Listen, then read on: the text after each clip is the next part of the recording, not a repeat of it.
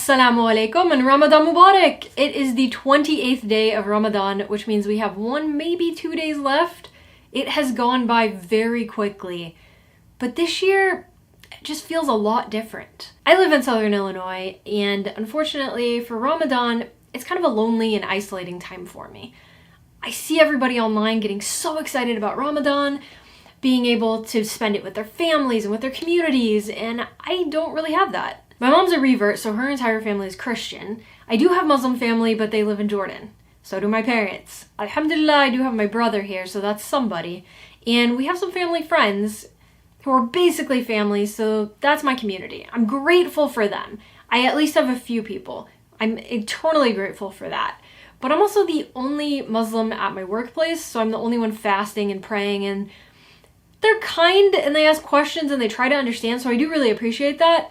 But it's just not the same. I miss being in Jordan for Ramadan. When I was a kid, I remember hearing a man walk through the streets of Amman really early in the morning, beating a drum to wake everybody up for suhoor. And then in the evening, my dad and I would go for drives 1 or 2 hours before iftar. And then we'd get home right at iftar and the streets would be completely empty and silent. You would hear the adhan to break your fast. Here I look at my phone for the time. It's not quite the same. I have been going to the masjid more though. I've gone to several iftars. I went to a couple at our local masjid. I went to one for CARE Missouri, the Council of American Islamic Relations. And I went to a university for an interfaith iftar as well. About to go into our first iftar of Ramadan, like community iftar.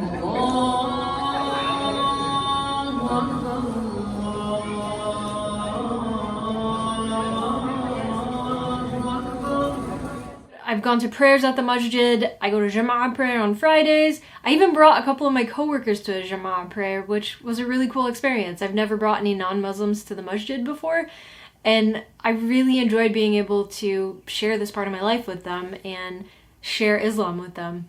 I'm really grateful for that experience. I've gone to Taraweeh a couple times, and I've really enjoyed being with the community in those moments. But I'm also a severely introverted person, so when I do go to the masjid, I don't really talk to people. I don't really know how to talk to people. It seems like everybody already sort of knows each other, so I'm not exactly sure how to just like make friends. That's why I don't have a lot of new friends in my adult life. But I desperately want a community. I really, really want some Muslim friends here, and just a community where I don't feel as isolated, and I'm not entirely sure how to do that. I try to make the best of Ramadan here in the United States, and I'm grateful, don't get me wrong. I am very grateful for what I have. That brings me to why this Ramadan is different. It's probably obvious to most of you who are watching, but it's because of Gaza. I really don't know what to say, and I haven't spoken about it at all on any of my channels.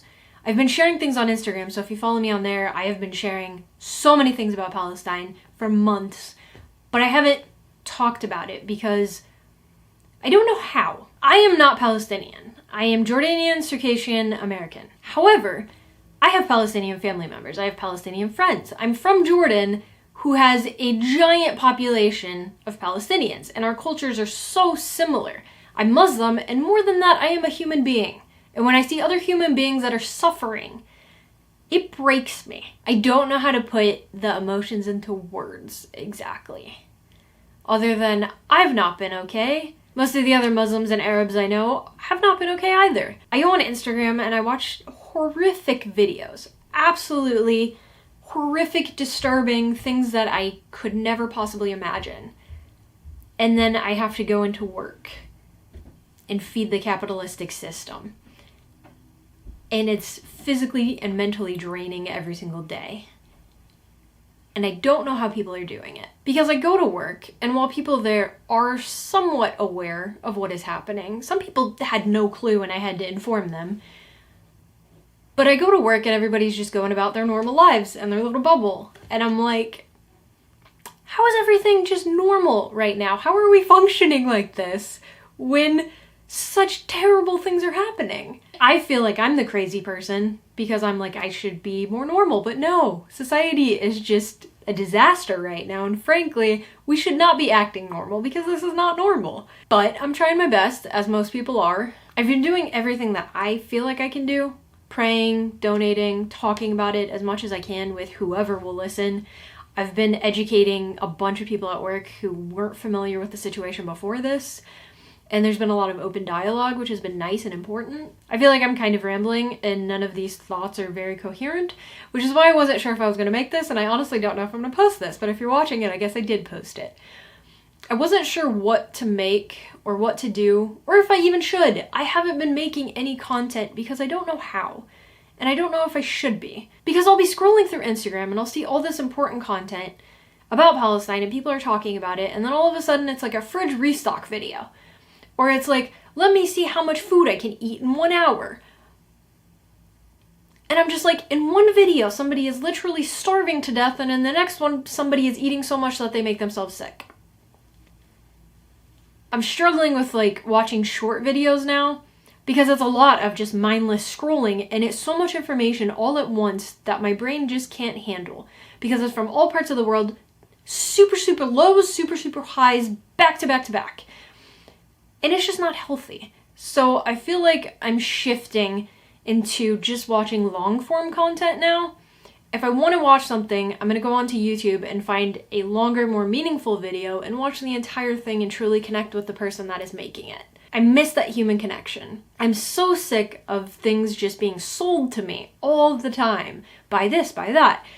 It's just like enough. Like, I just want to be a human who exists, who has a community, and just enjoys life and nature. That's one huge thing that this has taught me and kind of transformed my life a little bit. I've always loved nature, but now I have such a greater appreciation for it. Just going out into the woods, and it's so calm, and you can hear the birds and the rustle of the trees. And I'm just so thankful to be able to hear that and not constant drones. I truly cannot process what any of that would feel like, and I hope that I never have to. I don't know what I'm saying. This is kind of just a stream of consciousness where I have been wanting to talk and make something, because I do love creating and I love connecting with people. That's my favorite part about YouTube. I like making videos of being in Jordan and going on road trips and stuff like that. I really love it, but I haven't been sure how to do it. So that's what this is. It's just me rambling on, trying to get all these emotions out, and how to be mindful of everything that is happening, but also find joy in things, because I do think it is important to try to still enjoy life, because we all still have an amazing life.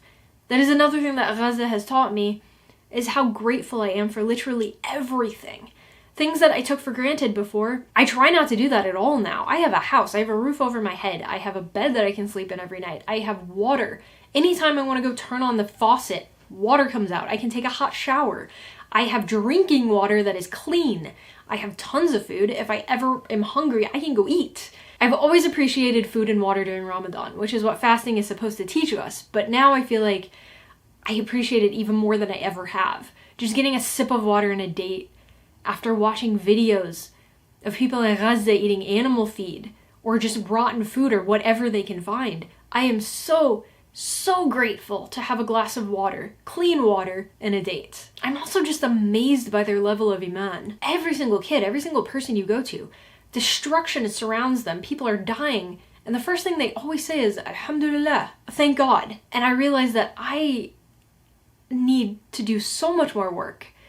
I need to work on my faith because I admire them so much. For them to be going through all of that and it bring them closer to Allah is amazing. This is definitely a little heavier than anything I've made in the past, and I'm not entirely sure.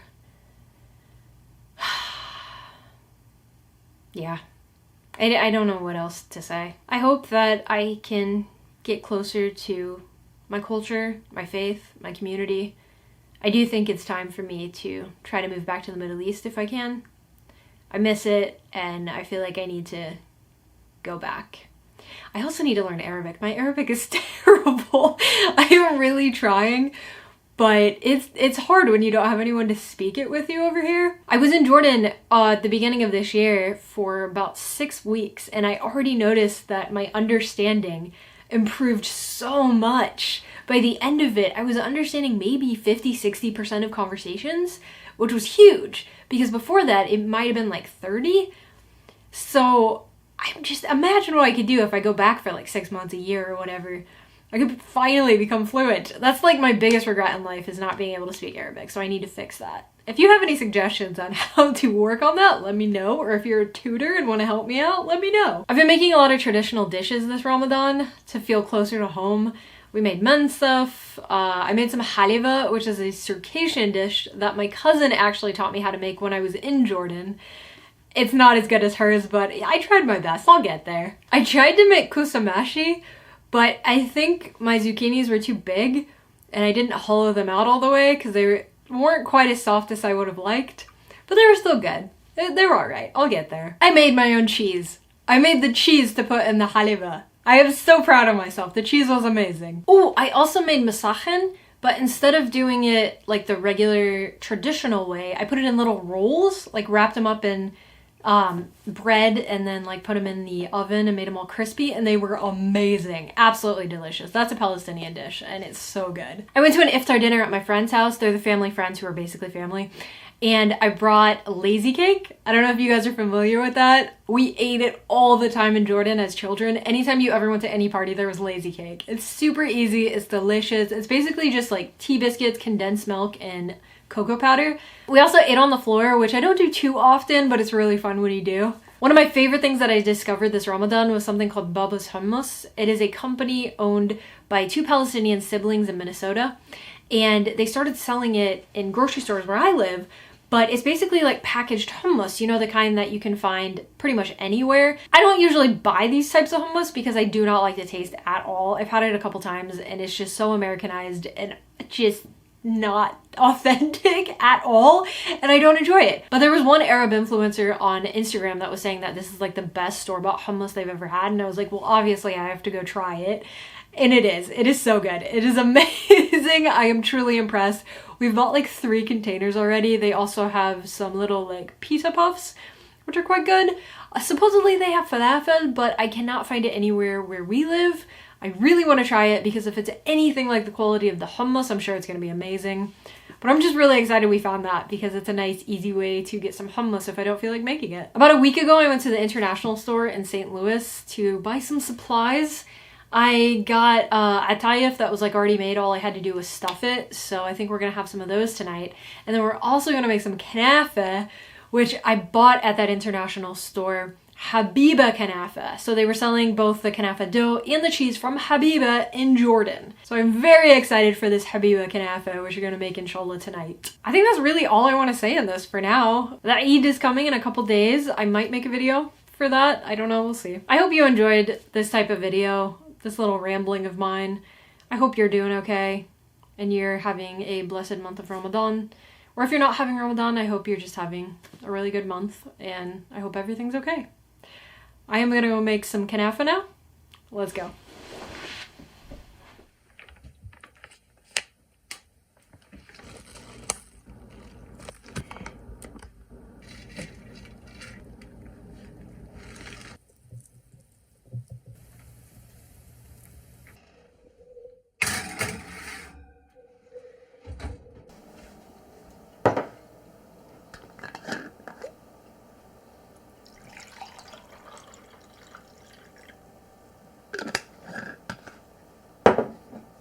It's time to break fast, and this is my all-time favorite drink in Jordan. It's lemon and na'na, or lemon and mint. It's absolutely delicious. Bismillah. I've also got a date.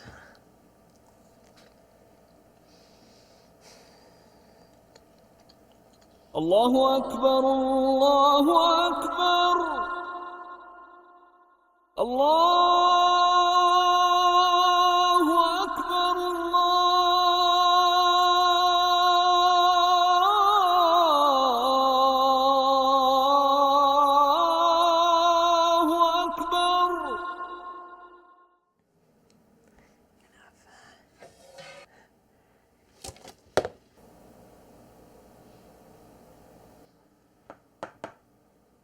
First taste of the Habiba Kanafa.